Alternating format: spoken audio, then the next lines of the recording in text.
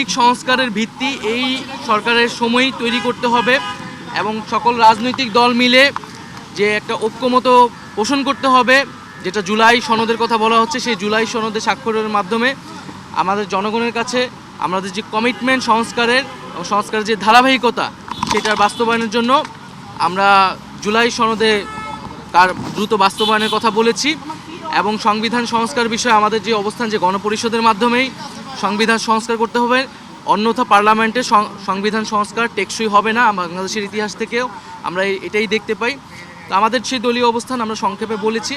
UN সেক্রেটারির জায়গা থেকে তিনি বলেছেন তিনি বাংলাদেশের রাজনৈতিক দলগুলো বা সরকার তারা যাতে নিজেরাই সমঝোতায় আসে, একটা ঐক্যমতে আসে এবং গণতন্ত্রের যে ট্রু এসেন্স সেটাকে মাথায় রেখে যাতে আমরা একসাথে কাজ করি, একটা ইউনিটিতে আসতে পারি, এটা তিনি তার জায়গা থেকে প্রত্যাশা করেন। কোনো বিষয়টা কথা হয়েছে মোটামুটি নির্বাচন নিয়ে কোনো কথা হয়েছে কিনা? যদি বিএনপি মহর্ষি মাত্র বলে গেলেন যে নির্বাচন সংস্কার একটি চলমান প্রক্রিয়া, তবে নির্বাচনের দিকে আসলে এগোতে হবে সংকট নিরসন সব কিছুতে।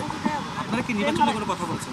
আমরা মনে করি এবং আমরা এটাই বলেছি যে নির্বাচনকে তো আমরা সংস্কারের একটা প্রক্রিয়া হিসেবে দেখি, সংস্কারের ধারাবাহিকতা হিসেবেই দেখি। কোনো রকম সংস্কার ছাড়া নির্বাচন, সংস্কারবিহীন নির্বাচন তো কোনো কাজে দেবে না। এটা অন্য সকল রাজনৈতিক দলও এটার সাথে একমত পোষণ করে।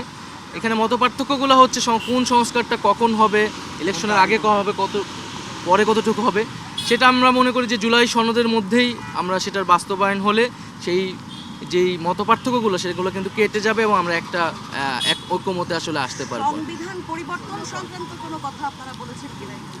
না, এখানে তো আসলে খুব বিস্তারিত আলাপের বিষয়ে সুযোগ ছিল না। আমরা সংস্কার বিষয়ে ওভারঅল আলাপ করেছি এবং সংবিধান সংস্কার বিষয়ে আমাদের যেটা বক্তব্য সেটা আমরা বলেছি যে আমরা গণপরিষদের মাধ্যমে নতুন সংবিধানই বলি, সংবিধান সংস্কারই বলি। গণপরিষদ ছাড়া সংবিধানের মৌলিক কোনো পরিবর্তন আসলে কিন্তু টেকসই হবে না।